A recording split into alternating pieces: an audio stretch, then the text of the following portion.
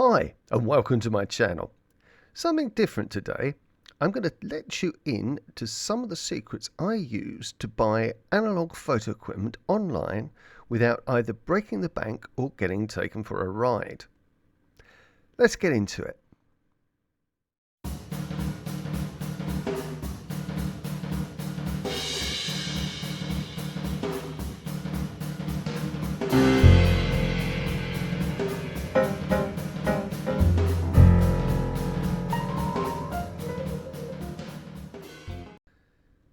In the last couple of years of photography, I've bought quite a bit of film photo equipment, and the overwhelming majority has been from auction sites. I've had some stunning bargains and some extraordinary finds, but sadly I've been scammed a couple of times too. I'm going to try and share with you my strategy for picking up that next bit of kit for the right price and in the right condition. The most important tool for getting bargains is research. I'll actually say that again because I simply can't stress it enough. Do your homework. If I'm buying a camera, for example, I try to spend a couple of weeks or more immersing myself in every review and scrap of information I can find online about it. When you've done your research properly, you'll find out if your target camera suffers from, for example, light seal breakdown or common battery or meter issues. That allows you to read adverts intelligently and to some extent work out how knowledgeable a seller is and what they may not be telling you. So, tip number 1, know exactly what you want. Do your research and find out the right price. Find the faults to look for. Knowledge is power. You should look at what your target camera or lens sells for regularly, not super optimistic buy it now prices. I've bought cameras for £100 at auction that other sellers had £500 buy it now prices on. And while we're on the subject of seller descriptions, sad to say, take what auction site sellers say with a huge pinch of salt. Selling for a friend and any protests of not knowing anything about cameras are often techniques used to hide flaws and give themselves plausible deniability. Of course, this is a bit rough on people who are genuinely selling a relative's camera gear, but just because dear old Uncle Albert could beat himself on the head with a tea tray and sing Mule Train and had a cupboard full of Practicas doesn't mean they were actually in good condition or worth anything. It's tough to say, but sentimental value doesn't actually add any value to an item you're selling to a complete stranger. Don't get me wrong, I've had very, very good experiences in general on eBay with sellers. In fact, several who I've bought from have actually become subscribers to this channel, so it's a big shout out to them. However, as with any walk of life, there are sharks that are swimming in the sea, as well as friendly dolphins. My next tip is never get excited and just press buy it now. I prefer, in fact, not to use buy it now at all. Sometimes you can't help it. But if the price is good, remember, read the advert and study the pictures over and over again. Think of what the seller's not showing you in the pictures. What angles are they leaving out? What's lurking where you can't see it? By all means, get your used car salesman speak radar on, and don't get too excited about a bargain not to spot being sold a line.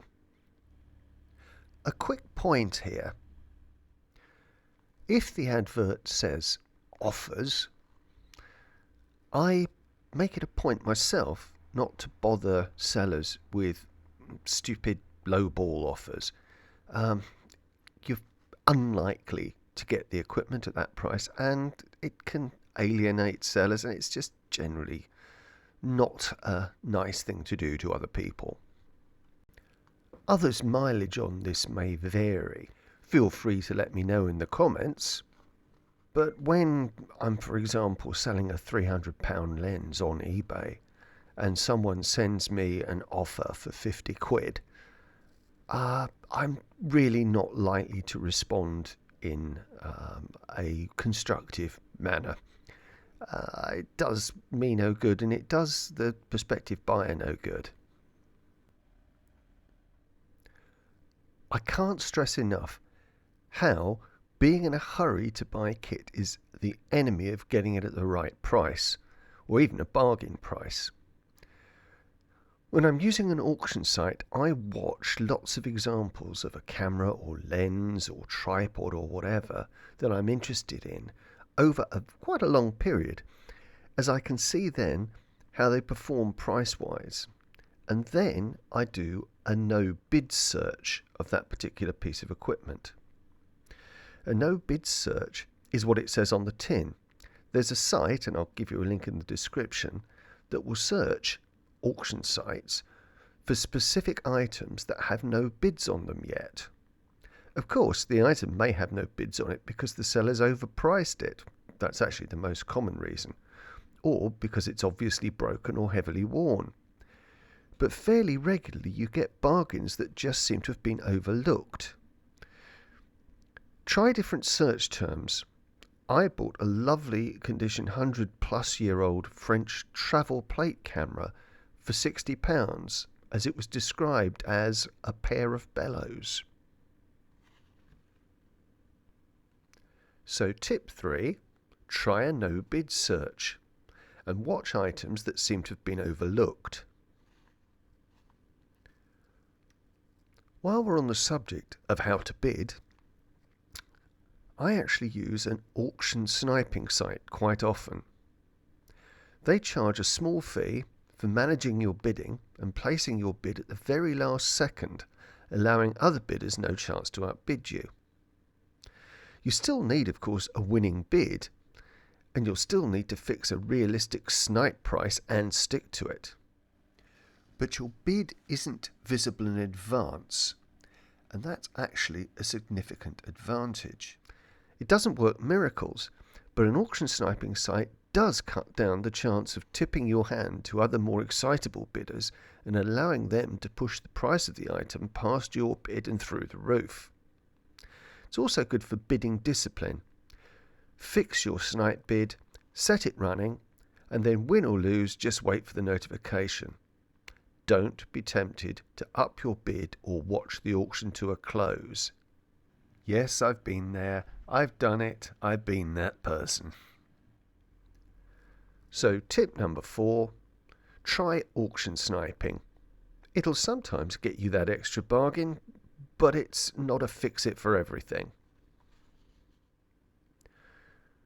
I know the magnetism of gas, gear acquisition syndrome, is tough to resist, but here are a few rules I use.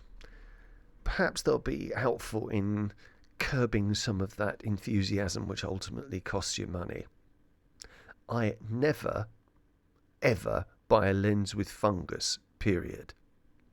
I may be able to clean it, but then again, I may not.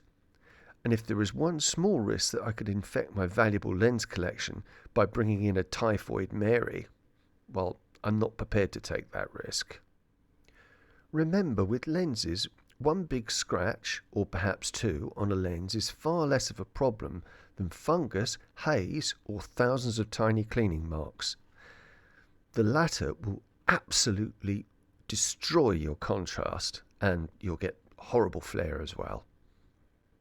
Another rule that I set for myself is that as soon as that nice new bit of gear arrives from the seller, I will put a film through it. If it's a camera, put it on my camera and test it if it's a lens, but I will test it immediately.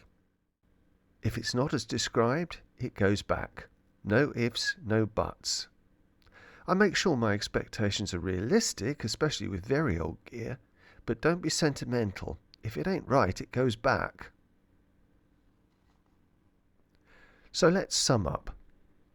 Number 1, and probably the most important, do your homework. Research everything you can about the piece of kit that you want to buy and make sure you know what you're buying. Of course, if you're a beginner, this is tricky. And I would say that channels like mine and others on YouTube and forums are all areas where you can start to make friends and find out about the gear you want and find out all the pros and cons of the particular camera or lens or piece of equipment that you want to buy. That's where the chat section on YouTube sites is so useful. Not only can you ask the YouTuber about the gear they use, if they have time to answer you, because sometimes we do get quite a lot of queries coming in, but you can also get the views of other people who are contributing to the comments section, and often there's quite a lot of good stuff to be had there. Tip 2 was get your bullcrap detector dialed in, because there's an awful lot of people describing things in glowing terms that aren't necessarily that great. So read everything without those rose-tinted glasses on. 3 is try no-bid searches.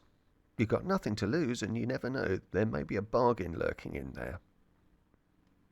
4 is you could always try auction sniping sites.